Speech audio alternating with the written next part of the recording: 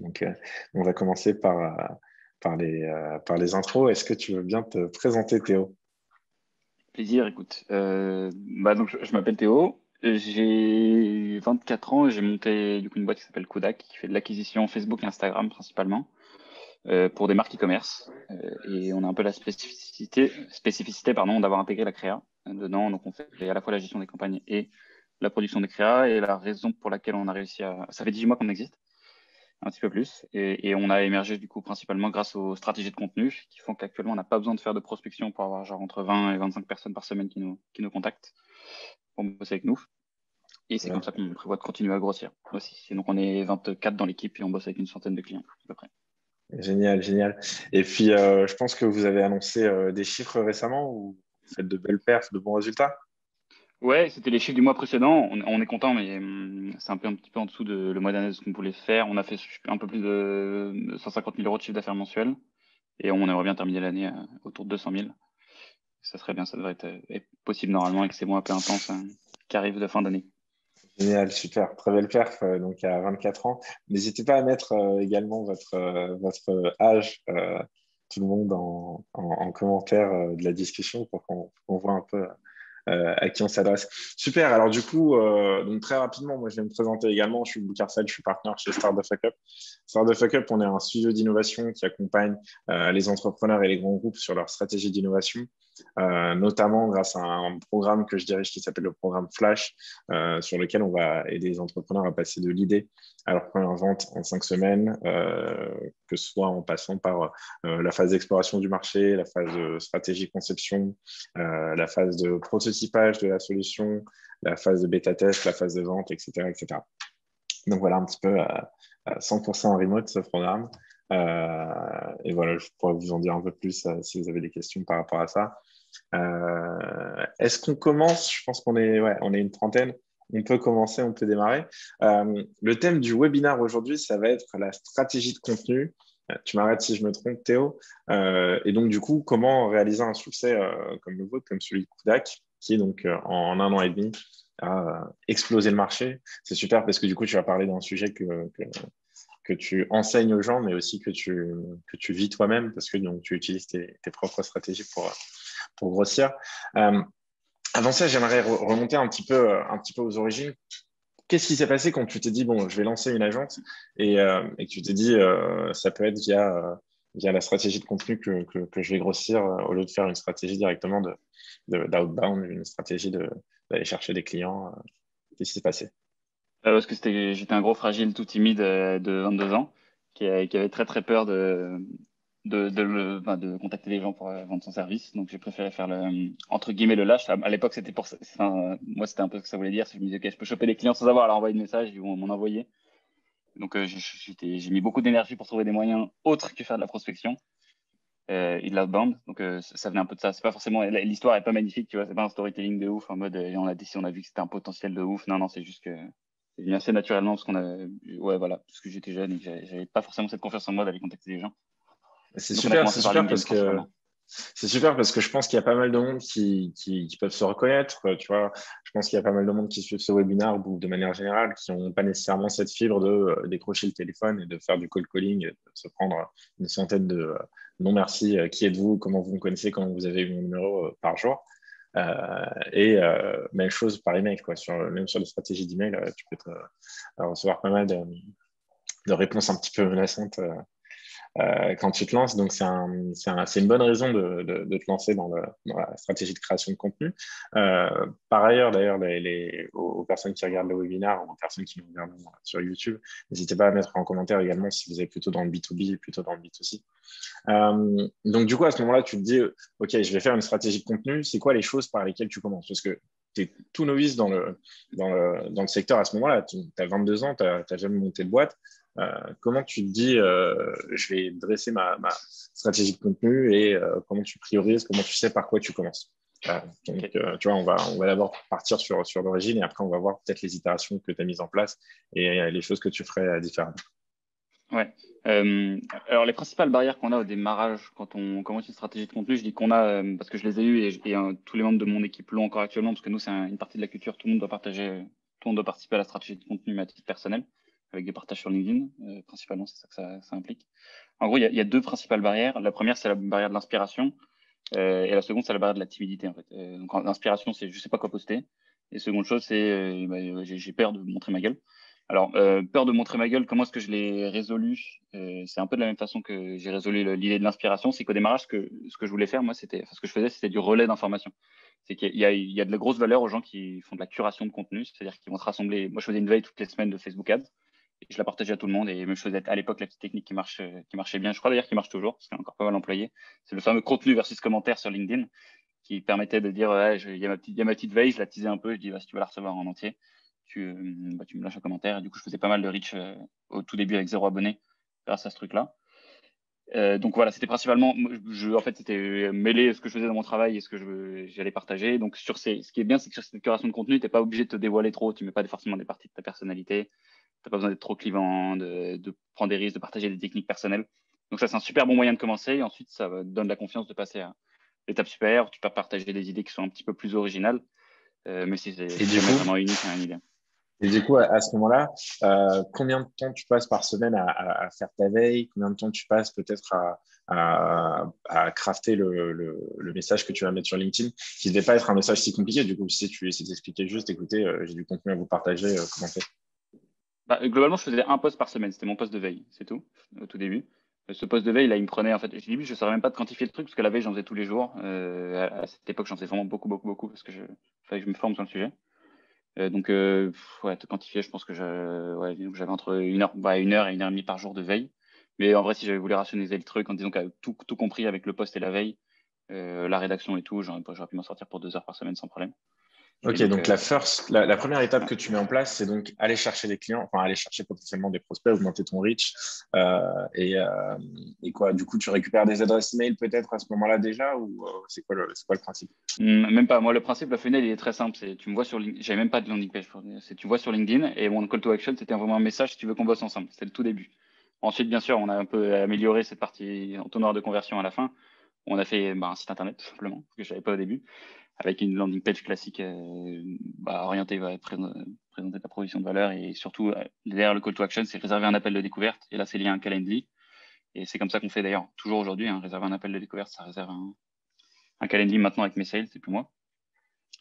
Et ouais, non, le funnel est très très simple, hein. Et je mettais le lien en commentaire, quoi. Ok, super. Donc, tu fais des posts que tu écris assez rapidement où tu expliques donc que tu es en train de faire une super veille sur les meilleurs ads. Ça te permet à la fois, toi, de te former. Est-ce que ton but à ce moment-là, c'est également de prendre des missions très rapidement ou c'est ton seul focus de potentiellement juste au moins avoir des calls avec des clients, continuer à te former?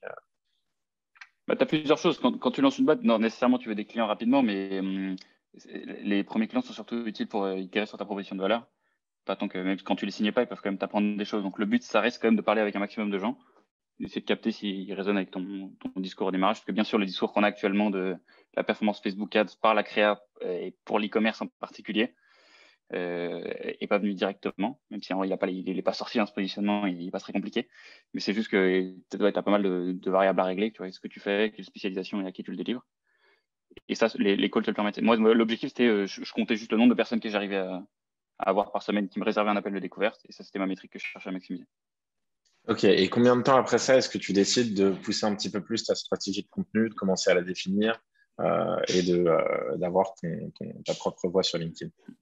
Bah, écoute, c'est quand je commence à comprendre globalement qu'est-ce que c'est l'équation de croissance de Kodak. C'est très simple, c'est le nombre de clients, enfin voilà, le nombre de posts qui sont faits, fois le taux de personnes qui me contactent sur ces postes-là, et fois ma capacité à les closer derrière. Et donc j'avais trois variables très simples. Je cherchais à maximiser la plus évidente, et je peux juste faire plus de posts. Donc je suis passé à 2-3 posts par semaine, puis après un post par jour. Puis à un moment où il y a 2 mois, j'étais à 2 posts par jour, le week-end compris. Ce que je recommande pas nécessairement. Mais disons que c'est le premier truc que j'ai cherché à maximiser. Et ensuite, il y a les deux autres trucs qui sont arrivés derrière. C'est-à-dire comment est-ce que tu fais en sorte que plus de personnes te contactent. Donc là, c'est dans la qualité de tes posts, c'est pas juste dans la quantité. Donner des trucs qui sont intéressants, commencer à raisonner en top of the funnel, middle of the funnel et bottom of the funnel pour que les gens ils descendent bien. Et ensuite, derrière, je vais me poser sur les compétences sales derrière, mais bon, c'est pas le sujet du webinaire. Ou faire en sorte que le taux de conversion soit pas trop mauvais parce que j'étais vraiment très très nul au début en sales. C'est aussi pour ça que je n'ai pas fait de prospection, c'est parce que j'étais pas sales du tout, du tout. Super. Et est-ce que du coup, tu pourrais revenir sur ce que tu étais en train d'expliquer, top of the funnel, middle of the funnel, bottom of the funnel? Ouais. Bah ça, c'est la base de. C'est quand j'ai commencé à réfléchir à la stratégie de contenu et comment l'améliorer que j'ai dû définir, enfin mettre des mots sur chacune de ces cases-là. C'est simplement les étapes par lesquelles vont passer les gens, enfin pas forcément par lesquelles vont passer les gens, disons où ils sont actuellement de la connaissance de ton produit. Ce qu'il faut essayer de comprendre sur n'importe quelle, c'est la première étape de n'importe quelle stratégie de contenu, c'est qu'est-ce que ça veut dire pour moi top of the funnel, milieu et le bas. Donc en gros, nous, tout en bas du funnel, tu as les gens qui sont déjà intéressés par Facebook Ads et qui sont activement en recherche de contenu et qui cherchent des astuces. Et donc ces gens-là, je leur donne quoi, moi? C'est ça qu'il faut associer derrière. C'est qui ces gens? Qu'est-ce que je leur donne? Je leur donne des posts qui sont assez ciblés avec des astuces assez avancées qui vont nécessairement faire moins de reach. C'est ça le problème, c'est que quand tu descends tout en bas de la pyramide, tu as moins de personnes. Donc tu vas pas faire des gros bangers de posts qui vont faire 100 000 vues. Le middle of the funnel, c'est des sujets qui peuvent être enfin, c'est en gros pour moi, c'est des personnes qui sont un peu plus larges, qui n'ont pas forcément cet intérêt Facebook Ads, mais moi c'est l'e-commerce en fait. C'est simplement des gens qui sont intéressés par l'e-commerce, qui font soit de l'email marketing, Google Ads, etc., qui veulent faire grossir une marque e-commerce et qui sont pas des geeks de Facebook Ads. Ces gens-là, je leur donne soit des études de cas ou des sujets un peu plus globaux, des remarques sur l'e-commerce global où j'invite des gens et je fais des contenus en partenariat avec des e-commerçants. Donc cet e-commerçant, donc là je vais pouvoir toucher plus de gens parce qu'il y a plus de gens qui sont intéressés par l'e-commerce que de gens qui sont intéressés par Facebook Ads. Et tout en haut, c'est là où vraiment la notion de personal branding qui s'ajoute à la stratégie de contenu, c'est tout ce que tu vas pouvoir aller gratter en mass market, tu vois, les gens que tu vas pouvoir aller chercher, et pas non plus en dehors de ta cible. Donc pour moi, le top of the funnel, c'est très simple. Je vais le chercher avec plusieurs sujets. L'entrepreneuriat de manière globale, donc c'est là où je partage des trucs sur mon histoire entrepreneuriale. C'est pour ça qu'envoyer des posts sur l'histoire entrepreneuriale, c'est pas des posts où les gens ils vont directement convertir, parce qu'un mec il peut kiffer ton histoire et pas forcément être intéressé par ton service. Mais par contre, c'est des posts qui vont ramener beaucoup de gens dans ton funnel, faire en sorte que tu aies beaucoup d'abonnés et faire descendre progressivement les gens. Sur LinkedIn, c'est à ça que ça sert. Et donc, c'est histoire entrepreneuriale, mon histoire entrepreneuriale. Ensuite, il y a mon histoire un peu plus personnelle, typiquement parler. Moi, quand je parle d'HEC, c'est des choses qui font énormément de reach. Qu'est-ce qu'il y a d'autre comme sujet? Enfin, c'est vraiment des histoires un peu, des petits conseils que j'aurais sur les startups, des trucs plus globaux. Et donc, tout ça fait une stratégie globale, laquelle il faut avoir un truc assez équilibré, donc un tiers, un tiers, un tiers. C'est ça que je recommande. Et ça permet du coup d'à la fois aller chercher du mass market, mais quand même avoir de la conversion tout en bas. Mais le problème, tu vois, c'est que quand tu commences, tu fais que du bottom of the funnel. Et finalement, en fait, tu vas plafonner très vite avec ce truc-là. Et donc, progressivement, non seulement ta stratégie de communication, elle doit évoluer, mais aussi ton produit derrière, faut le faire coller avec tes stratégies de croissance. D'accord, ok, super. Donc, tu commences par le bottom of the funnel, donc les gens qui sont plutôt intéressés par le Facebook Ads. C'est pour ça que quand tu as commencé, tu faisais que de la création de contenu sur tout ce qui concernait le Facebook Ads. Ouais, Ok. c'est ça. Et la transition, elle prend combien de temps, palier par palier? Est-ce que c'est une question de temps? Est-ce que c'est une question de nombre de clients que tu peux avoir par semaine? Comment ça se passe? Bah, écoute, la transition, en vrai, elle devrait se faire le plus vite possible. C'est juste, ça prend un peu de temps de régler les variables. C'est comme, en fait, c'est tout con, c'est comme une stratégie sales. Si tu arrives à parler à 100 personnes, mais que tu arrives à closer personne, bah, faut que tu arrêtes d'essayer d'augmenter le nombre de personnes à qui tu dois parler et commencer à te dire, c'est peut-être pourquoi j'arrive pas à les closer. Donc, le première étape, c'est de te dire, OK, si je ramène 10 personnes, enfin, du coup, c'est vraiment des personnes que tu vas ramener, c'est des impressions que tu vas faire sur ton poste, le nombre de personnes que tu vas toucher. Combien derrière ont envie de me contacter? Tant que tu n'as pas réglé cette variable-là, ça sert à rien d'aller plus loin. C'est vraiment pour ça que je recommande de se poser là-dessus. Après, tu sais très bien quand c'est réglé ou pas. Tu vois globalement que tu arrives à 10 personnes au téléphone, tu arrives à en signer 2-3. Tu sais que je sais pas, avec 2-3 postes par semaine, tu arrives à en générer 10, etc. Tu remontes. Et après, là, tu te dis, OK, bon, là, faut que je passe à la vitesse supérieure. Comment est-ce que je peux accélérer? Et la métrique, elle est très simple, hein. C'est juste purement, tu prends ton équation et tu regardes où est-ce que tu es le plus nul. Donc, les trois facteurs que je vous ai donnés tout à l'heure. Où est-ce que tu es le plus nul et sur lequel tu dois travailler. Et après, bon, tu as plein de moyens qui peuvent en sortir, plein de petits tests. Moi, j'ai d'ailleurs toujours un tableau comme ça que je teste. Et on a même des équations de croissance à l'échelle de la boîte, tu vois, des hyper compliquées avec des trucs dans tous les sens pour qu'on isole tous les facteurs qui vont générer de la croissance. Mais donc, en soi, le plus vite possible, il faut se mettre dessus. Donc, le 8 possible, faut craquer le bottom of the funnel. Ok, super. Et c'est quelque chose donc, que vous faites à l'échelle de la boîte, que tout le monde, en rejoignant Kudak, fait. Est-ce que c'est un critère lors du recrutement? Est-ce que tu recrutes des gens qui sont prêts à faire ce pas-là? Ou tu recrutes parfois des gens qui sont un peu plus timides et finalement, ils apprennent via les techniques que tu as mis en place toi-même à un petit peu plus s'extravertir? Alors, on recrute rarement des gens qui sont déjà des créateurs de contenu LinkedIn. Donc, il faut à chaque fois tous leur apprendre. C'est pas du tout un problème d'être timide, hein. Justement, c'est ça qu'on essaie de détruire. Donc, quand on arrive enfin quand on recrute des gens chez Kodak, c'est que c'est pas un truc de gens extravertis de partager sur LinkedIn, c'est une façon même de ça a énormément de bénéfices, c'est pas juste pour la boîte, hein, ça a des bénéfices hyper personnels. Si le mec qui passe 2 ans chez toi, il fait un post par semaine, à la fin tu vois, il a fait ses 104 posts pour 52 semaines par an. C'est devenu quelqu'un, il a une mini communauté au moins et derrière, imagine il veut se barrer, il recherche du taf, c'est un truc de ouf. Donc, on essaie de se concentrer là-dessus. C'est la première chose, de leur faire comprendre à quoi ça sert. C'est ça qui débloque souvent pas mal de choses. La seconde chose, c'est qu'on l'inscrit dans la culture. Nous, on a des récompenses et des sanctions associées à ça, si c'est fait ou si c'est pas fait. Et ensuite, c'est de les aider à débloquer donc dans la pratique, c'est la troisième chose. Cette partie-là, et donc je les aide sur les facteurs que je t'ai donnés au démarrage, qui sont les principales barrières à l'entrée. Trouver l'inspiration, aider à rédiger les posts, les premiers, ensuite avant que ça tourne. Et voilà, leur donner la confiance de partager. Et maintenant, c'est un truc où tu vois, j'ai 24 personnes dans l'équipe. Chaque semaine, j'ai disons entre 22 et 24 personnes qui partagent.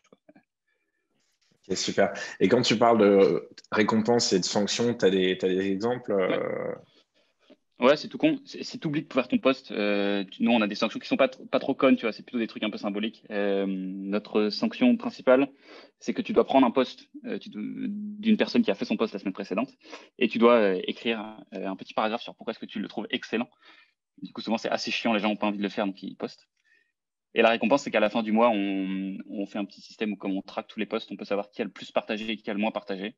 Et c'est un truc très simple. Le dernier, il offre le petit déj au premier. Ok, trop cool, trop cool. Et donc, par exemple, donc, un des plus grands points bloquants, c'est justement cette partie où tu vas devoir trouver de l'inspiration.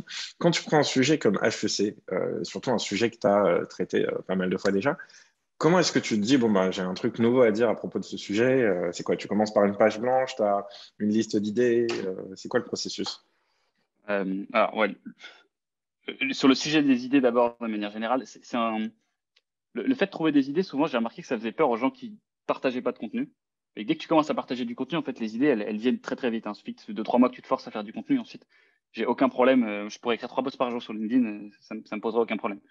Mais le truc qui marche bien, c'est d'essayer de se dire. Moi, ce que j'aime beaucoup prendre, c'est genre ça s'appelle les modèles mentaux. C'est un petit peu des façons de réfléchir sur des trucs où typiquement tu prends ton modèle mental. Et moi, je pense que la pratique, c'est plus important que la théorie. Mais vraiment, c'est pas un 50-50, c'est que c'est beaucoup plus important, c'est 80-20.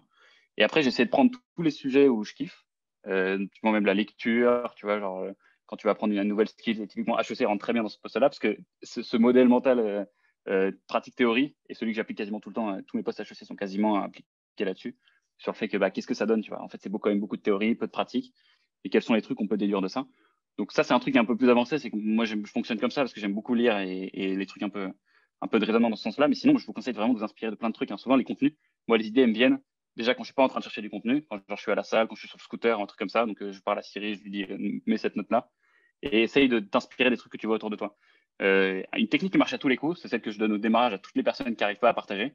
C'est tu prends tes 10 créateurs de contenu préférés, qu'ils soient sur LinkedIn, sur YouTube, etc. Tu regardes leurs vidéos, tu notes les idées qu'ils donnent et tu essaies de trouver une avec laquelle tu n'es pas d'accord. Et tu fais ton post comme ça. Tu commences par la thèse du créateur, tu dis, OK, lui, il dit ça, moi, je suis pas d'accord pour ça. Et tu fais ton premier post et c'est bon, c'est réglé. Ça, en plus, c'est clivant, c'est parfait, ça se diffuse. C'est souvent un bon premier post. Bien, génial. Écoutez, si ça vous inspire et que vous avez envie d'utiliser cette technique ou les autres techniques mentionnées par Théo, n'hésitez pas à le faire. N'hésitez pas à nous mentionner aussi dans vos posts pour qu'on voit que vous avez mis en application et pour qu'on suive un petit peu vos aventures. N'hésitez pas non plus à nous ajouter sur LinkedIn pour qu'on puisse voir voilà, vos posts, y réagir, etc. Ok, super. Donc, c'est comme ça que que tu crées ta stratégie de contenu. Cette stratégie, elle est adaptée à quel type d'entreprise, selon toi? La question est plutôt dans l'autre sens, c'est à quel type d'entreprise elle n'est pas adaptée. Et de ce que je pense actuellement, j'attends qu'on me prouve que j'ai tort, hein, avec plaisir. Je vois pas d'entreprise pour laquelle elle serait pas adaptée. En fait, tu n'as jamais enfin, les inconvénients sont jamais supérieurs aux bénéfices que peuvent apporter une stratégie de contenu et encore plus particulièrement une stratégie de contenu personnel. Du moins, j'en ai pas rencontré. Donc, je pense que c'est adapté à le B2B particulièrement. Mon sujet du moment, je sais que ça marche pour le B2C aussi et on a plein d'exemples de réussite, tu vois, donc les feeds, les respires qui marchent très très bien avec une stratégie de contenu même un peu personnelle, parce que là, je te parle de stratégie de contenu personnel, mais après, bon, bien sûr, les stratégies de contenu, c'est prouvé que ça marche sur les marques e-commerce, hein, sinon, elles n'auraient pas d'Instagram, etc. Mais mon sujet du moment, c'est de me demander est-ce que LinkedIn, ça fonctionne pour du B2C en e-commerce? Et je pense que oui. Mais il faudrait réussir à trouver parce que du coup, on a pas mal de CEO de marque e-commerce à qui on essaie d'apprendre ces trucs-là en parallèle, parce que c'est pas du tout le service qu'on donne avec Kodak. Et c'est mon sujet du truc. Donc, je pense que la réponse à ta question, c'est que ça fonctionne pour tout le monde et que le point de départ, c'est juste de commencer à partager. La quantité au démarrage est beaucoup plus importante que la qualité au début, parce que ça permet, en fait, c'est ça qui est un peu caché, c'est que la quantité permet d'arriver à la qualité par beaucoup d'itérations. Et voilà, donc adapté à tout le monde, franchement, il faut y aller, quoi. Super, génial. S'il y a des personnes dans le chat qui ne sont pas entièrement d'accord et qui pensent que les stratégies de contenu personnel ne seraient pas adaptées à leur type de business, n'hésitez pas à nous le dire non plus, n'hésitez pas à nous poser la question et puis on essaiera de voir comment est-ce que ça peut s'appliquer à vous de manière assez spécifique. Super, donc mettons que demain, je me lance dans une stratégie de contenu personnel, si j'en avais pas déjà lancé. Okay, et que je veux développer Start the Fuck Up là-dessus. Et donc, du coup, je vise des entrepreneurs, des aspirants entrepreneurs ou des grands groupes qui ont besoin d'innover. C'est quoi la to-do pour toi? Donc, la to-do, c'est commencer à trouver potentiellement des idées de contenu en s'inspirant même à des moments où on ne cherche pas nécessairement à trouver des idées de contenu comme quand tu es à la salle, etc. Ensuite, tu balances le plus de posts possible sur le bottom du funnel. Ensuite, tu remontes le plus rapidement possible, progressivement, bien sûr en t'assurant que tu continues à cocher les cases, parce que tu ne veux pas multiplier ton nombre de rendez-vous si tu n'as pas un certain nombre de conversions déjà à la base. C'est bien ça la to-do. Il y a des étapes que j'oublie, il y a des étapes qui viennent après. Ouais, il y a peut-être une étape avant, parce que là, en fait, je me suis rendu compte, on part un peu du postulat on parle de LinkedIn, en fait, quasiment là, quand on parle de stratégie de contenu. Il n'y a pas que LinkedIn, je pense à ça, parce que du coup, tu disais, l'exemple pour Start the Fuck Up, vous êtes un excellent exemple d'une boîte qui le fait bien. Moi, particulièrement, je pense à David de chez vous, qui a d'ailleurs donné un cours HEC sur vos thèmes, je me souviens, parce que j'avais assisté. Et en gros, ouais, parce que je pense à ça parce que vous avez un podcast aussi. Et le sujet du podcast est intéressant parce que, en fait, ça vient de la question de base, c'est quoi le contenu que les gens à qui j'ai envie de parler consomment déjà de base. Et les entrepreneurs, c'est la cible parfaite, ils consomment des podcasts à base. C'est pour ça, moi, j'avais pas de podcast jusqu'à il y a 3 mois, c'était une grosse erreur. Je m'y suis mis rapidement. Mais c'est d'essayer de te demander, et après, lister, genre, c'est quoi la dizaine de problématiques qu'ils rencontrent le plus et les sujets sur lesquels ils ont envie de se renseigner. Et toi, tu fais ton contenu à partir de ça. Et parfois, la conclusion, ça peut être, je pense que LinkedIn est adapté à tout le monde. Le podcast, a priori, t'es assez safe en disant que c'est adapté à pas mal de personnes. Tu vas toujours trouver, surtout en B2B, tes prospects, ils écoutent des podcasts. Là où ça se discute peut-être un petit peu plus, c'est sur YouTube, où c'est pas sûr à chaque fois, et surtout, ça prend pas mal d'efforts d'être sur YouTube, un peu plus que sur les autres plateformes. Donc, ça peut se réfléchir. Donc, je rajouterais juste dans le process que tu viens de donner, cette petite réflexion en amont, qui va te permettre de déterminer les plateformes sur lesquelles tu vas être présent. Donc, partir des problématiques, de où est l'attention déjà, et aller en capter une partie. Ok, super. Et donc, du coup, en te lançant sur le podcast, vu que c'est un exercice nouveau pour toi, ça a été quoi ta checklist? Il me fallait un invité et un micro et un logiciel pour enregistrer. Donc, j'ai vraiment commencé comme ça. C'est pour ça que les premiers épisodes sont pas très quali. Non, mais ça, c'est vraiment, je peux en tirer un conseil et le truc que je conseille à toutes les personnes chez moi quand elles font du contenu, c'est plus tu réfléchis, moins tu as de chance de poster en vrai, ton premier, pour le tout premier. Donc, faut essayer de réduire au plus court possible le temps entre j'ai rien posté et j'ai posté mon premier post. Ensuite, le reste, ça va être un petit peu plus facile. Toujours se faire dans la douleur, certainement, pour accélérer et continuer à poster sur le long terme. C'est ça qui est dur, c'est stratégie de contenu, elle fonctionne que si elle est maintenue sur une longue période de temps. Et c'est aussi pour ça que, il n'y a pas beaucoup de gens qui arrivent à avoir des résultats avec le contenu, parce que c'est un truc de passion et de relou. C'est ennuyeux, en fait. C'est comme si il faut faire tout le temps, tous les jours, et faire son post. Juste pour bien revenir sur ta question, tu peux me la répéter pour que je retombe sur mes. Ah ouais, je te demandais la checklist par rapport au podcast. Comment tu commences, comment tu te lances? Ouais. Écoute, je t'ai quasiment donné. Moi, j'essaie de faire au plus simple. Donc, c'est dire c'est quoi le minimum viable podcast que tu peux faire. C'est bien parce que tu n'as pas besoin de changer l'acronyme, ça fait aussi MVP. Donc, et bon, tu as besoin de quoi? Tu as besoin d'un invité. Donc là, un invité, souvent, tu vas faire par ton réseau proche au début. Donc, je te conseille ça. Et c'est de trouver une personne, bien sûr, qui a des trucs intéressants à raconter pour ta cible, c'est évident. Tu prends un logiciel pour enregistrer. Moi, j'utilise Riverside, Zencastr qui marche très bien aussi. Et même pas, tu t'achètes un micro, j'enregistre avec des AirPods, moi, pour vous dire. Donc, tu utilises tes AirPods. Et ensuite, une fois que tu as trouvé une petite preuve de concept, tu as trouvé un format qui va bien, les sujets, les invités qui intéressent les gens, là, tu peux commencer un step-up. Je sais pas, tu passes en physique, tu achètes un gros micro, tu rends le format un petit peu plus dynamique, tu commences à faire des couvertures, tu diffuses, bref, enfin, tu fais tes stratégies. Mais le but, c'est voilà. Je pense que je t'ai donné la réponse. Voilà. Moi, c'est ce que je pense. C'est qu'il faut se lancer très, très, très, très vite pour choper le plus de Super. feedback. Et tu prends une thématique du coup qui serait plutôt bottom of the funnel au moment où tu définis ta ligne Ouais, éditoriale, ouais. ouais, carrément, carrément. Ouais. Et est-ce Non, que bah, du la coup, réponse est. en te lançant pour le diffuser le plus possible, tu vas viser des gens qui ont déjà une audience, des gens ou alors c'est juste voilà, une personne qui a quelque chose d'intéressant à dire et ensuite tu débrouilles pour le diffuser toi. Non, bah ça, c'est le sujet dans lequel je suis actuellement, c'est que j'ai une douzaine de podcasts une douzaine d'épisodes de podcasts qui ont été publiés.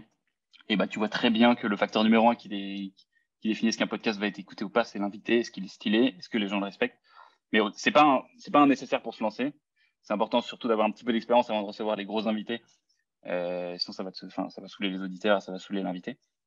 Et ouais, bah, après, moi, je conseille bien sûr d'aller chercher des gens qui ont du réseau. Ça, c'est une stratégie de croissance, hein. Si après le mec il diffuse sur son réseau, c'est évident, tu vas gagner des gens. Et pas juste des gens qui ont du réseau, mais c'est surtout des gens qui sont pertinents. Il y a des gens qui ont pas de, tu vois, qui ont pas de communauté LinkedIn.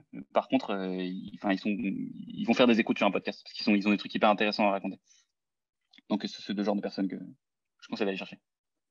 Ok, super. Donc, tu vas les chercher en leur disant salut, je t'invite dans mon podcast. Est-ce que tu vas chercher des gens qui font habituellement pas mal de podcasts ou des gens qui en font rarement ou un petit peu des deux? Bah, je pense, comme tu peux le voir avec cette discussion, je suis assez jeune sur le podcast, c'est le plus jeune de tous mes leviers. Donc, honnêtement, tous ces trucs-là, vous les connaissez certainement beaucoup mieux que moi, vous chez Start de Fuck Up. Et donc, ouais, non, je vais, ouais, c'est sûr qu'ils vont. En fait, il faut trouver des gens qui vont dire oui au démarrage, vu que t'es personne. Et bah, au début, tu dois faire un mix entre un mec pertinent et un mec qui va dire oui. Et après, tu peux pouvoir équilibrer la courbe. Comme ça, je le vois d'un point de vue théorique. Donc, ouais, aller vers les gens qui sont déjà passés dans les podcasts, plus de chances d'obtenir un invité. Ok, trop bien.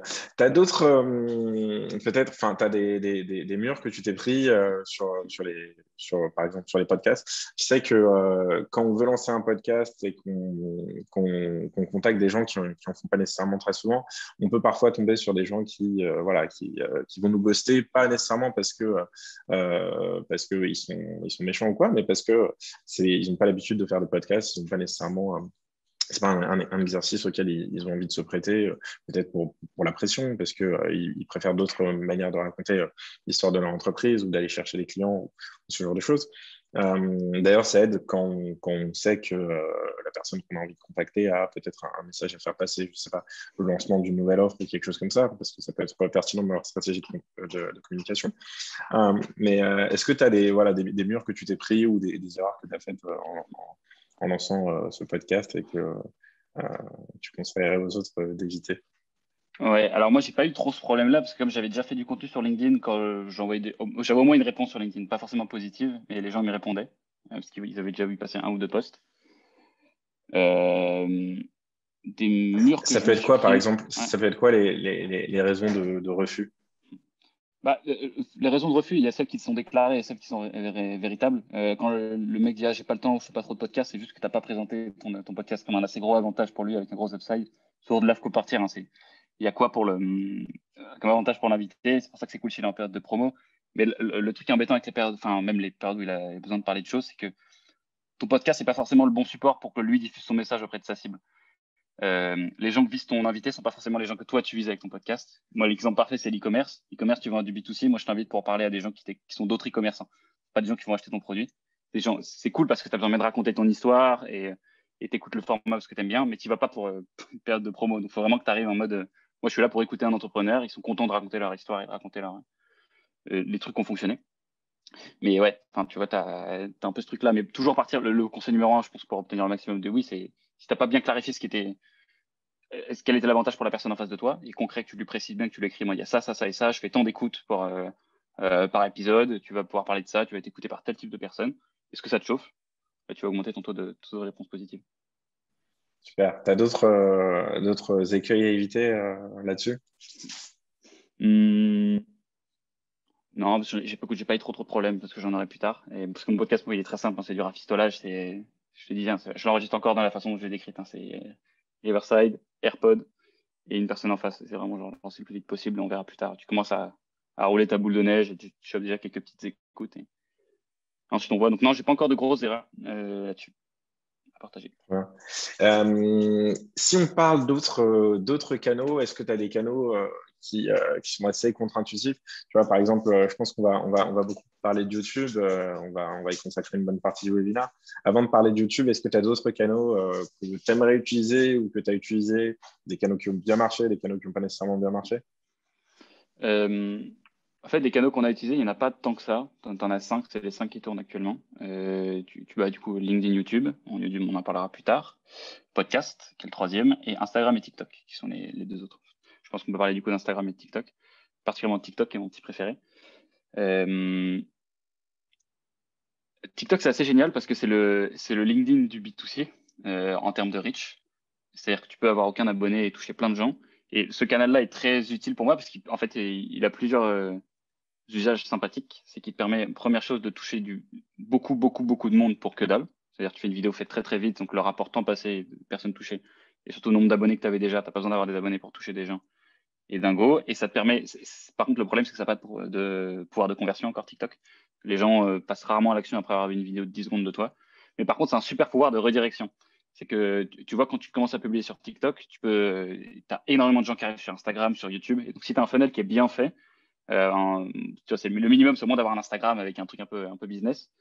Tu peux faire descendre des gens dans ton funnel exactement comme on avait avec du tofu, mofu, bofu. TikTok, c'est le tofu. C'est vraiment tout en haut. Et ce truc-là est vraiment très très utile pour nous. On publie beaucoup sur TikTok avec du contenu. Là aussi, il ne faut pas tomber dans le piège. Un rappel sur ces réseaux sociaux-là qui est très important à rappeler, c'est quand on fait une stratégie de contenu B2B, on n'est pas un influenceur. On est un entrepreneur, voilà, on est un professionnel. C'est clair que notre métrique, c'est pas le nombre de personnes qu'on touche, c'est le nombre de personnes qu'on ramène dans notre business et qui font grossir. Et ça veut dire que parfois, tu vas faire des vidéos qui font moins de vues, mais qui sont plus utiles pour le business. Et c'est très compliqué à quantifier, parce que tu n'as pas une relation directe entre, je sais pas, j'ai un TikTok qui a fait 4000 vues, ce qui est pas très bien sur TikTok, on va faire 4000 vues. Et combien est-ce qu'il m'a rapporté? Mais si tu penses que t'as raconté, pardon, un truc intéressant, c'est valable. Donc j'essaie de prendre ça avec des pincettes et de me concentrer surtout sur les sujets sur lesquels je veux partager. Et TikTok, c'est magnifique, c'est que ça va très vite. Tout le monde peut se lancer sur TikTok demain, même aujourd'hui, ça prend 15 minutes, vraiment. Très bien. Et comment tu sais si tu es dans la bonne direction et si tu n'es pas juste en train de perdre du temps? Parce que du coup, avec tous ces canaux, si tu vas passer des heures sur YouTube, des heures sur LinkedIn, des heures sur TikTok, sur Instagram et sur du podcast, comment tu sais si le fait de faire tes 100 000 vues sur TikTok et tes 20 000 likes, tu n'es pas juste en train tu vois, de remplir un panier percé et qu'en fait, ça te rapporte pas du tout d'argent? Bah écoute, sur l'argent que ça te rapporte, l'impact business, parce que tu vois qu'il y a des gens qui te... Nous, on a une petite case que tu peux cocher. Où est-ce que vous nous avez connus? Et les gens peuvent dire. Donc actuellement, on est beaucoup de LinkedIn, beaucoup de YouTube et un peu d'Instagram et de TikTok, mais on fait un peu moins de TikTok en ce moment. Bah ouais, faut traquer très simplement. Est-ce qu'il y a des gens qui rentrent, encore une fois? Notre métrique, c'est ça. Et tu disais du coup que enfin, c'est quand même des stratégies qui mettent bon, alors, pas longtemps à sortir un TikTok, mais du temps à se mettre en place réellement. C'est des stratégies sur le long terme, des stratégies de contenu. Au bout de combien de temps est-ce qu'on peut se dire, bon, bah, écoute, TikTok, ça marche vraiment pas pour moi? Alors dans ce sens-là, mais en fait, ça fait partie des plateformes où, en fait, je me pose la question. Typiquement sur Instagram, une marque e-commerce, même si elle constate qu'Instagram ça marche pas pour elle, elle n'a pas d'autre choix que d'être sur Instagram. TikTok, c'est ça que les gens n'ont pas compris, c'est que ça va devenir la même chose.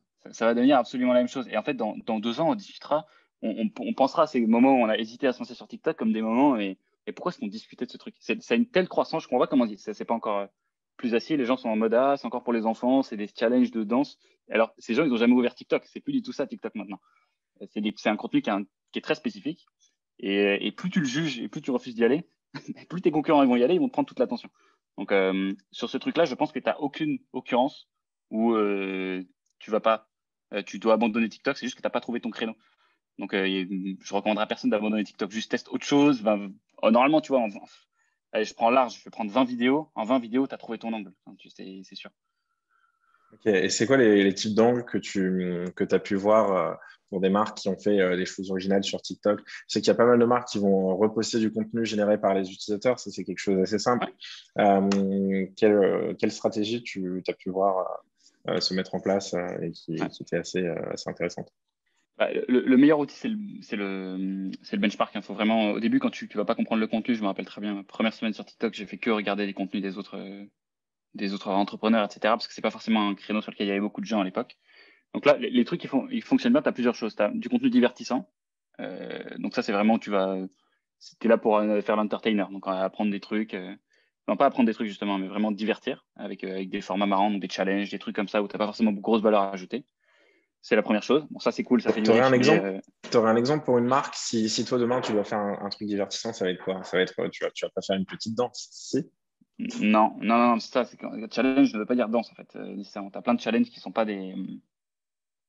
Enfin, alors, qu'est-ce que je peux te prendre comme exemple de marque sur du B2B, c'est. C'est un Non, t'as des challenge que musiques. tu Ouais. lances ou c'est un Non, challenge mais que tu suis? c'est un challenge que tu suis. Tu peux pas lancer des challenges. C'est très compliqué de lancer des challenges quand on est tout petit. Non, un challenge que tu suis, en fait, les challenges sont souvent véhiculés par des musiques. Et tu vas pouvoir avoir des musiques où, je sais pas, il y a un challenge, ça peut être genre, je sais pas, les 3 informations surprenantes sur moi. Je dis de la merde, hein, je sais même pas si ça existe. Mais ce truc-là, tu as besoin de faire une danse. Tu révèles juste 3 informations sur toi. C'est du contenu divertissant. Ça apprend pas grand-chose aux gens de valeur pratique. Mais par contre, ça fait du reach parce que tu es dans les standards et parce que c'est un framework, enfin un pattern qui est familier aux gens. Ils vont comprendre le challenge, ils vont regarder la vidéo sur ce Et truc-là. là-dessus, du coup, tu conseillerais donc, donc à des fondateurs d'entreprises ou des personnes qui bossent dans des entreprises de chacun créer un compte ou alors on utilise le compte spécifique pour la marque et sur ce compte, est-ce qu'on voit toujours la même personne ou est-ce qu'on on tourne, enfin, on monte Les plusieurs personnes dans deux, l'entreprise? les deux. C'est plus facile d'émerger avec un compte personnel, évidemment, parce que les gens cliquent mieux avec des personnes, tout simplement. Mais par contre, après, ça devient un petit peu chiant d'être trop dépendant d'une seule personne pour son business. Donc, je conseille, bon, faites-le sur un compte entreprise si vous voulez le faire sur un compte entreprise. Ce qui est un peu chiant, c'est que vous allez être limité par les droits d'auteur, donc vous ne pourrez pas prendre toutes les musiques. Mais moi, je conseille, sinon, tu as 2 autres types de contenus. Les contenus qui marchent très très bien justement pour les entrepreneurs. Première chose, c'est la documentation. C'est-à-dire, tu racontes, je suis en train de faire quoi? Les gens, ils kiffent les histoires. Et faut que tu leur racontes une histoire sur qu'est-ce que tu es en train de faire et rassembler sur ton projet. Moi, je le fais beaucoup sur YouTube, un petit peu moins sur TikTok. Mais c'est un contenu que les gens, ils kiffent. Et la seconde chose, c'est éduquer. Enfin, du coup, la troisième chose, avec les contenus divertissants en premier. La troisième chose, c'est éduquer. Là, éduquer, c'est là où tu apprends des choses qui sont intéressantes aux gens que tu veux intéresser. Donc, ton but, c'est de ramener des entrepreneurs ou de l'e-commerce. Bah, ouais, tu balances, je sais pas, 5 marques e-commerce à copier ou qui font des super ads. Ou alors 5 startups qui ont eu des idées de ouf avec du design thinking, ou j'en sais rien. Et tu rassembles avec du sujet. C'est très simple, en fait. C'est le même code que les stratégies de contenu sur les autres. C'est juste que le prisme TikTok par lequel il faut les faire passer est un peu différent. Il faut s'adapter. Il est perturbant quand on ouvre l'application, c'est vrai. Trop bien. Ok, bon, bah, écoute, c'est clair pour TikTok. On va passer à YouTube. Je pense que YouTube, ça va être une partie hyper intéressante. Est-ce que tu peux nous en parler un petit peu? À quel moment vous êtes lancé dessus? Qu'est-ce qui a déclenché le fait de vous mettre dessus? Qu'est-ce qui s'est passé? Alors, je me suis lancé enfin, après LinkedIn, quand même 6 à 8 bons mois après LinkedIn sur YouTube.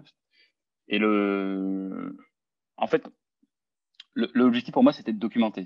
J'aime beaucoup la maxime de Gary Vee qui dit ne crée pas, documente.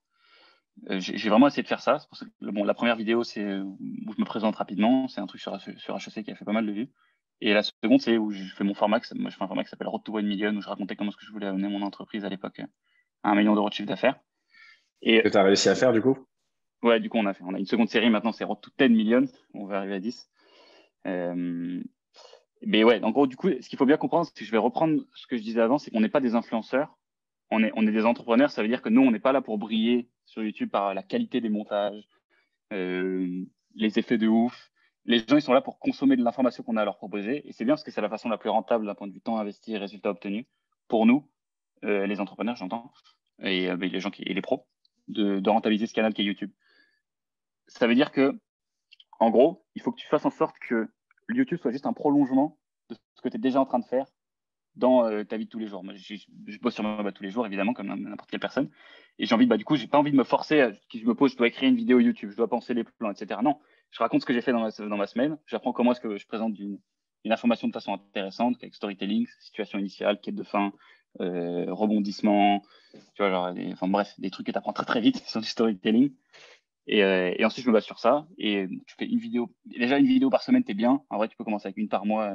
T'es large. Ce qui est important, encore une fois, c'est de se lancer le plus vite possible sur YouTube et faire un truc où t'as pas besoin de passer des heures et des heures en montage, qui est le truc le plus chronophage de YouTube, qui est très chiant.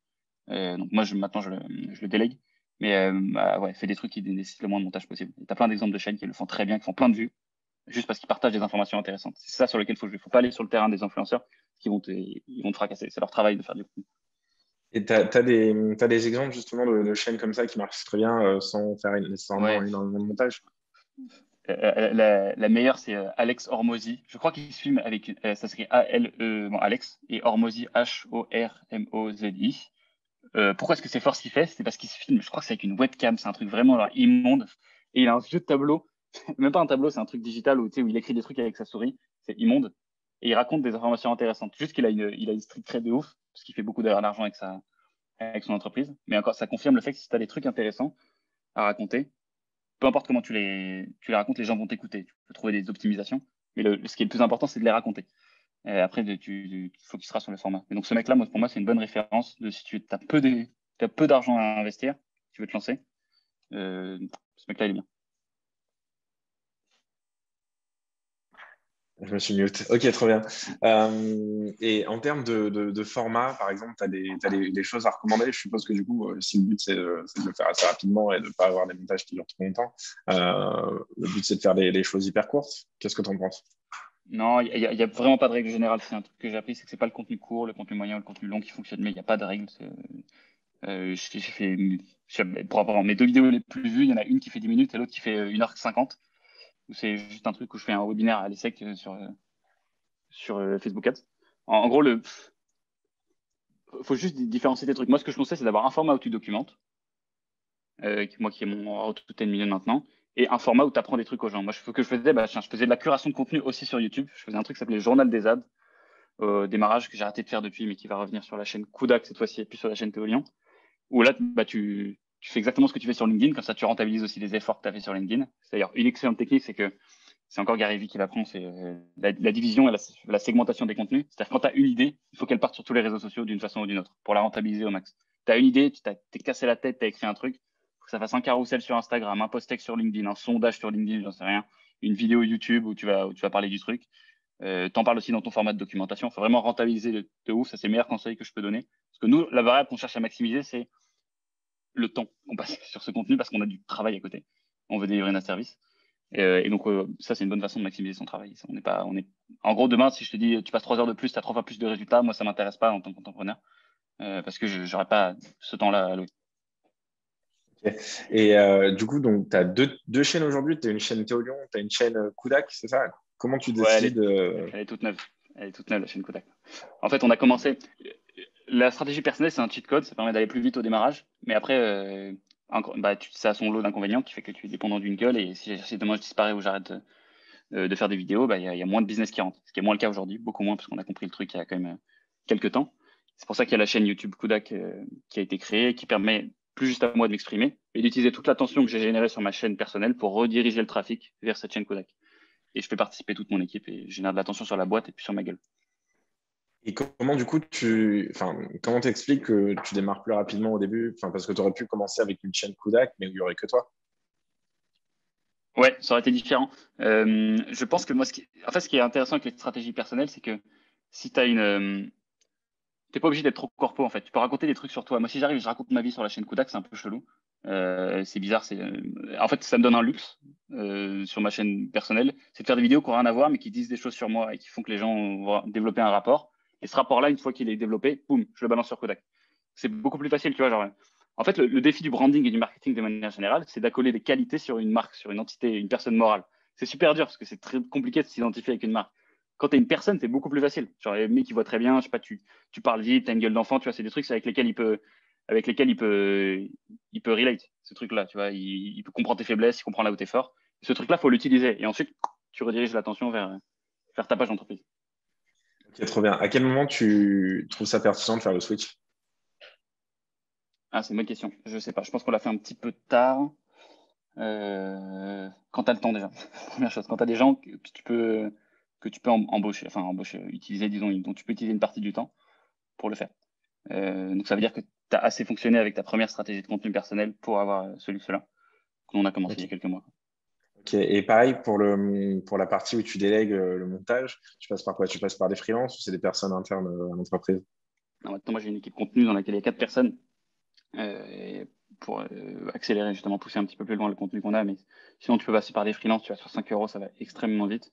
Ou alors tu apprends à faire toi-même et comme tu as une vidéo qu'a Alex Hormozy, je pense pas qu'il passe plus que 15 minutes en montage Hormozy et après, bon, ce qui prend plus longtemps, c'est son upload derrière. Ok, trop bien. Ouais. Trop bien, trop bien. Et tu as des conseils peut-être à donner sur la délégation? Parce que je suppose que quand tu fais ton propre contenu et que tu le montes toi-même, tu es sûr que tu vas t'arrêter à un résultat qui au moins te convient ou alors correspond au maximum que tu puisses avoir en termes en termes de skills que tu as actuellement.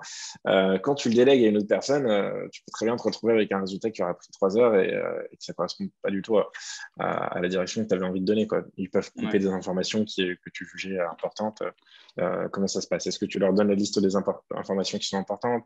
Tu as une stratégie là-dessus?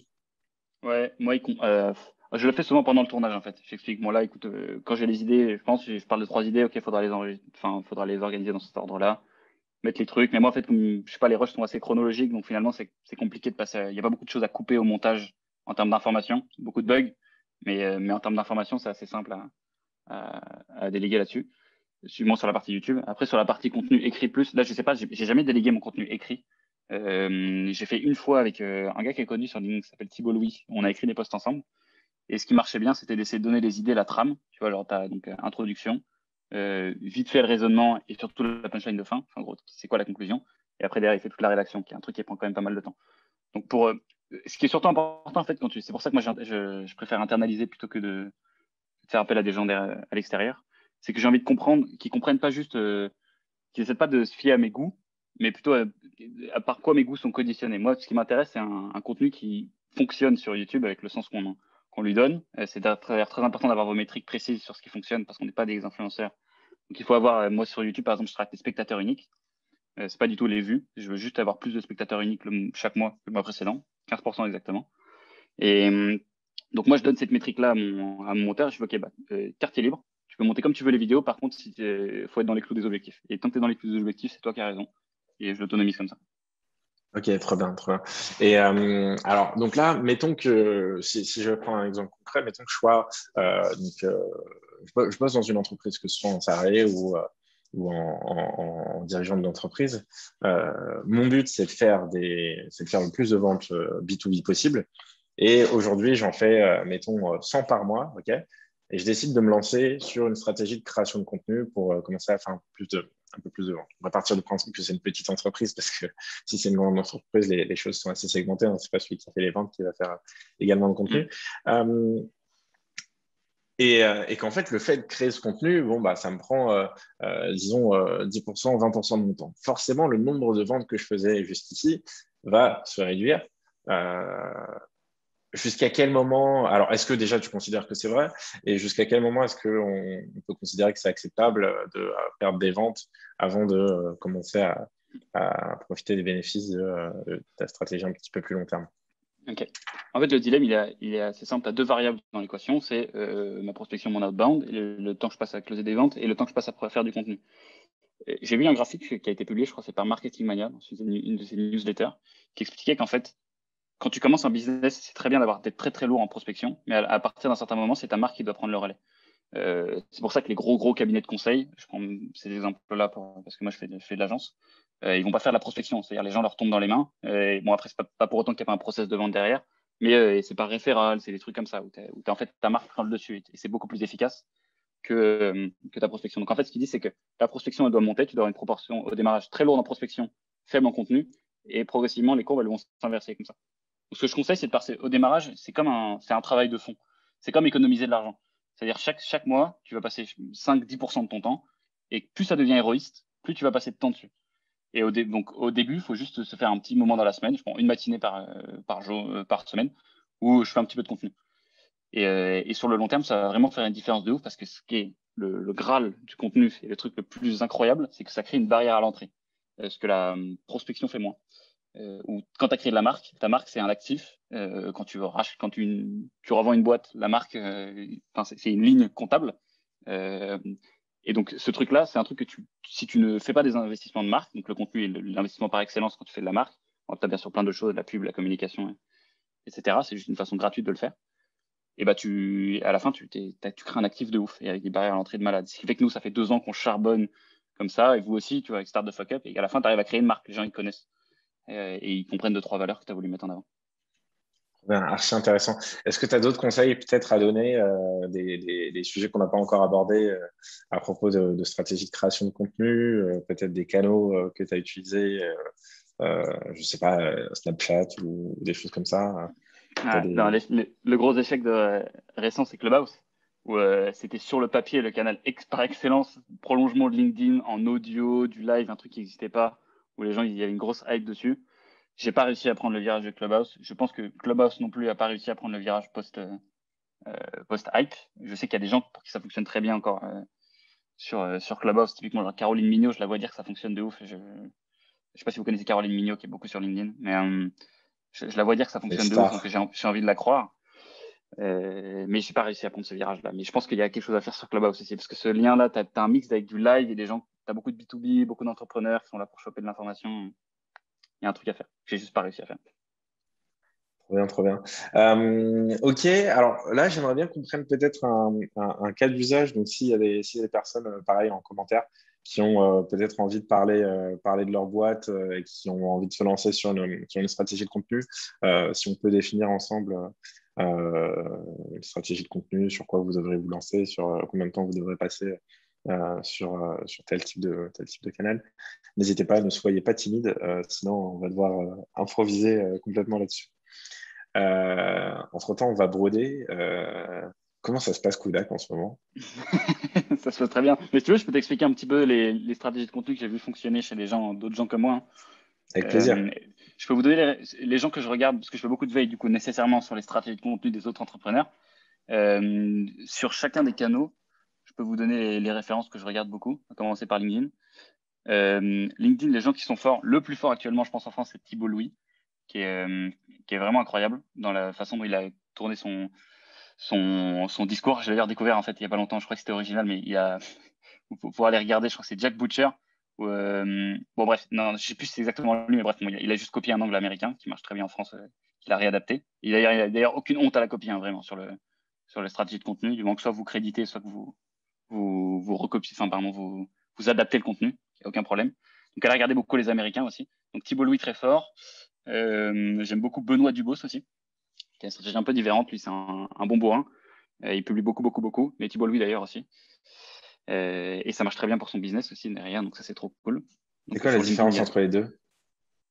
c'est compliqué. Je sais pas, moi, ce que j'ai vu faire Benoît Dubos et pas Thibault Louis, c'est le contenu contre commentaire qui souvent divise un peu les créateurs. Donc ouais, je sais que Thibaut est pas du tout quoi, pour ce genre de choses. Il fait un peu de sondage aussi, donc mais enfin voilà, bref, Benoît, je suis plutôt dans la case Benoît. Moi, j'exploite les fonctionnalités de LinkedIn. Et ouais, faites-le, enfin, faites votre tri entre les deux comme vous voulez. En tout cas, les deux fonctionnent. Sur Cool. YouTube, le meilleur c'est Shubham. Ah oui, Shubham Sharma. Bon, est-ce que je vous l'épelle ou vous tapez Notion, vous allez tomber sur lui. Notion, YouTube, Shubham, il est trop trop fort lui. Parce que, je sais pas comment est-ce qu'il fait parce qu'il a un taf, il fait tout en fait en même temps. C'est vraiment très très fort ce qu'il fait, avec une qualité de ouf. Sur Instagram, c'est là où je manque de références. Je regarde beaucoup les Américains. Gary Vee étant l'exemple suprême. Qu'est-ce qu'il y a d'autre? Ouais, j'ai pas encore. Mon Instagram, c'est pas un truc que j'ai encore totalement craqué, donc bien visiblement, je pense que je pourrais étendre un peu ma liste d'inspiration. Sur TikTok, il y a Bastien Pellissier, Charlie Pellissier, pas Bastien, Charlie Pellissier, pardon, qui est aussi, lui, c'est plus un coach pour infopreneurs. Donc c'est un peu le truc du côté sombre de la force, de ce qu'on peut voir sur YouTube, les gens qui sont un peu discuter, disons. Mais c'est un gars qui fait du contenu LinkedIn et TikTok de ouf et qui est vraiment un mec honnête et sympa derrière. Donc c'est lourd. Qu'est-ce que j'ai oublié? En podcast, c'est plus évident. Tu as plein de références, hein. Là-dessus, c'est assez connu, hein. Le gratin, Génération Do It Yourself. Qu'est-ce que tu as d'autre comme exemple? La galère, par exemple. Ça, je connais, ça, j'aime bien, j'aime Ouais, beaucoup. c'est pas mal, hein. Ah, Trop il y en a bien. des tonnes. Voilà. Génial. Bah, merci pour toutes ces références. Alors, on a un public un peu timide aujourd'hui. Donc, du coup, je vais désigner, voilà, je vais désigner les volontaires. Allez, c'est cadeau. On va prendre l'exemple de Alain Guyenne. Alain, qui est maîtreur. Donc, maîtreur, c'est un métier du BTP. Allez voir sur Wikipédia en quoi ça consiste, le métier de maîtreur. C'est un truc hyper passionnant, qui est en cours de conception d'un logiciel innovant pour les bureaux d'études du BTP. Alors, c'est un sujet complexe. Mais ce qu'il faut retenir, voilà, c'est que c'est un logiciel qui va aider les bureaux d'études. Si tu es Alain, qu'est-ce que tu fais comme stratégie, comment tu te lances? Parce que là, il s'agit du BTP. Est-ce que les mecs qui sont sur LinkedIn? Est-ce que les mecs qui sont sur YouTube? Est-ce que les mecs qui sont sur TikTok? Tu vois, comment Bah, tu vas là-dessus? c'est la première question. Déjà, il faut que je sache qu'est-ce qu'ils vendent quoi et bon, ils vendent surtout à qui. C'est ça qui est important. Et après, Alors, selon la réponse à cette question, il vend à des boîtes qui font du BTP. Il vend, c'est un début de projet. Tout n'est pas encore complètement défini, mais mettons qu'ils vendent à Bouygues Télécom un logiciel, un petit peu comme un logiciel d'architecture, ok? Un logiciel qui va te permettre de planifier bon, bah, de combien de mètres cubes de béton tu vas avoir besoin euh, pour, euh, pour tel bâtiment, quoi. Okay, parce qu'aujourd'hui, c'est fait de manière assez artisanale. ouais, donc là, ça c'est intéressant. Alain, tu vas Pardon. devenir une star grâce à ce webinaire et grâce à cette vidéo YouTube. Contactez Alain si vous avez besoin de logiciels pour le BTP. Allez. Ouais, non, du coup, c'est un sujet qui est un peu différent et c'est d'ailleurs une des limites de la stratégie de contenu, même si c'est utile, c'est que sur les grands comptes, il y a un truc assez différent. Les grands comptes, ils sont courtisés tout le temps et si ton objectif, c'est les grands comptes, moi j'ai peu d'expérience de signature grands comptes, on bosse avec des comptes, enfin, ouais, plutôt moyens que des gros. Là-dessus, l'intérêt de la stratégie de contenu, ça va plutôt être de t'asseoir ta crédibilité, de faire en sorte que parmi les 100 personnes qui vont la contacter, tu vas être la personne à qui il va répondre. Parce que ça va quand même falloir la contacter derrière, c'est incontournable, pas te contacter par défaut. Donc là-dessus, ce que je recommanderais, c'est déjà d'essayer de trouver. Je pense que les gens du BTP, a priori, ils doivent être sur LinkedIn, même si ma connaissance est très faible de ce milieu-là. Donc j'espère ne pas me tromper, disons. Et là-dessus, ce que j'essaierai de faire, c'est quel genre de contenu est-ce qu'ils aiment consommer, ces gens-là. Donc, comment est-ce que je peux leur apporter de la valeur gratos avec des posts LinkedIn. Donc là, expliquer, pas vendre ton produit, t'es pas là pour vendre ta solution, ça c'est la grosse erreur. Dire ma solution, elle est ouf là-dessus. Mais je sais pas, par exemple, va parler à des gens du BTP produit du contenu intéressant. Là, il a bossé sur tel chantier, comment est-ce qu'il gère son tel truc. Ah, c'est lourd, il fait une petite astuce par-ci par-là. Ou raconte une histoire d'une personne. Cette personne-là, elle a optimisé son chantier de telle ou telle façon. Tu fais un post texte derrière. Le mot d'ordre général, c'est là où, comme ma connaissance est faible du milieu du BTP, j'ai du mal à trouver des exemples, mais c'est la valeur. Quelle valeur tu peux apporter à ces personnes-là, simplement? Qu'est-ce qu'ils vont avoir envie de consommer gratuitement en retirant ton produit? C'est ensuite où tu vas vendre ton produit, dans le beau fou, là, tout en bas, là, tu pourras vendre tes trucs. Trop bien, génial. On va prendre également l'exemple suggéré par Nina de Justine qui développe un CRM pour les avocats. Comment tu te lances là-dedans? Tiens, juste avant de prendre l'exemple de Justine, tu disais donc justement que quand tu parles à des grands groupes, bon, enfin, il va falloir que tu assoies ta légitimité par rapport à tes concurrents potentiels. Et parce que voilà, le fait est de savoir est-ce que sur des canaux B2C, tu peux atteindre des gens du B2B. Je pense qu'une des choses qu'il ne faut pas oublier, c'est que les gens qui dirigent ou les preneurs de décision dans les boîtes B2B, c'est des On peut aussi consommateurs. de Donc, particulier. c'est des Ouais. gens qui se baladent sur TikTok, quoi. La responsable CRM du cabinet d'avocats, potentiellement, elle utilise TikTok. Donc, tu as des choses à dire là-dessus? Ouais, je réfléchis à ça. Nous, on a un vendeur d'art qui nous a trouvé sur TikTok.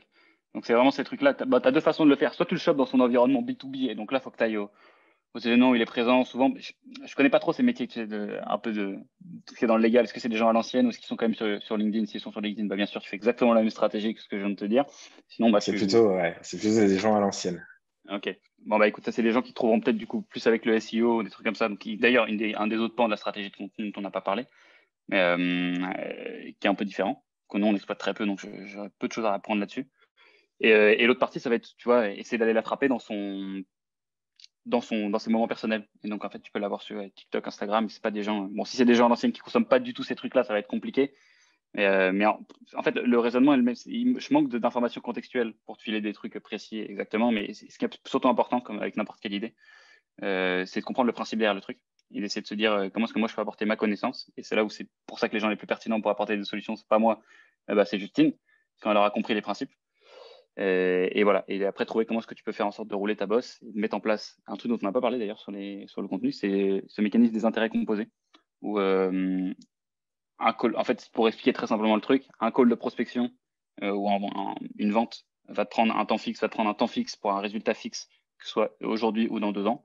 Tandis qu'un contenu va te prendre un temps fixe pour un résultat qui est variable. C'est-à-dire que selon ta communauté, comment elle va évoluer, dans 2 ans, ça prendra toujours autant de temps d'écrire ton post qu'il y a 2 ans. Mais par contre, tu vas toucher 10 fois plus de personnes parce que tu as une plus grosse communauté. Donc finalement, ça fait des trucs qui scale par excellence. C'est ça que ça veut dire. Ça fait de l'exponentiel.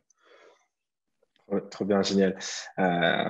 Hyper intéressant. Est-ce que tu penses que quand tu as des gens comme ça, bon, comme, alors pour le coup, je ne sais pas si les avocats sont vraiment pas sur TikTok, tu vois, mais si les avocats n'étaient pas sur TikTok, est-ce que tu penses que ce serait possible de faire un cours en deux bandes où tu contacterais, enfin, où tu crées du contenu sur TikTok pour, je sais pas, mettons les enfants des avocats, pour que les enfants des avocats disent à leurs parents, écoute, tu devrais grave contacter Justine et faire un truc de ouf. Attends, juste, ça a un peu bugué moi sur. Est-ce que tu Ouais, peux me redire? et je te disais, est-ce que tu penses que c'est possible de faire des cours en deux bandes? Du genre faire du contenu sur TikTok pour les enfants des avocats en demandant à ces enfants d'avocats de contacter Hmm. leurs parents en disant Justine a fait un CRM de ouf.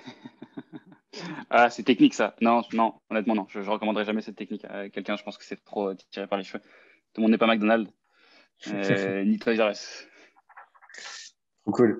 Alors, on a une dernière question dans le chat. Ça vient de Denise. Salut à vous, je suis Denise ou Denis.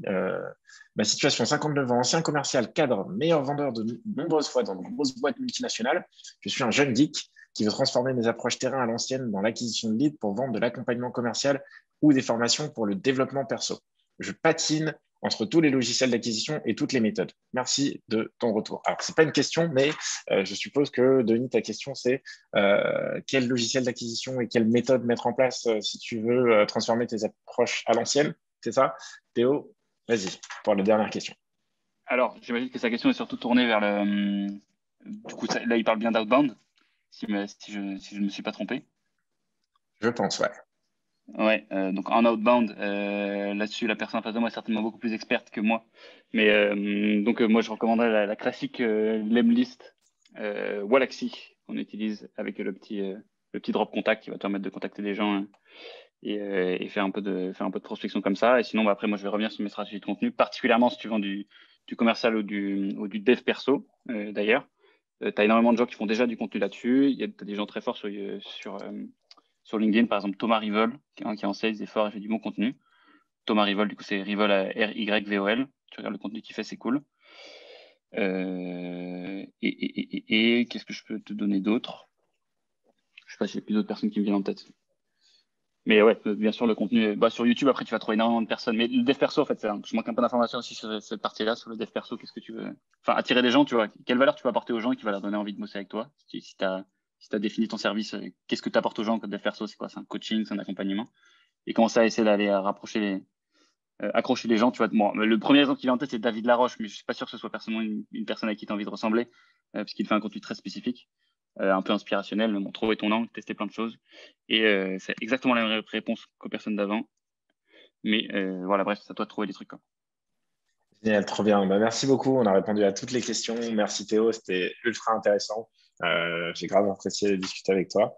Et puis, à tous les participants, on vous envoie bientôt, très bientôt, le replay. On vous envoie également un petit article pour résumer certaines des nombreuses, très nombreuses choses qu'on s'est dit aujourd'hui. C'était archi intéressant encore une fois. Merci d'avoir été là. Merci à tous les participants. Et puis, on se retrouve très bientôt pour un prochain webinaire. Vous allez recevoir un email. N'hésitez pas à nous dire en réponse à cet email quel type de contenu vous voudriez voir pour la prochaine fois et nous faire des retours sur la qualité de ce webinaire. Merci beaucoup. Pour YouTube, likez, commentez, le pouce bleu, la cloche, la flèche, tout ce que vous voulez. Allez, à la prochaine et puis encore merci Théo. Ciao!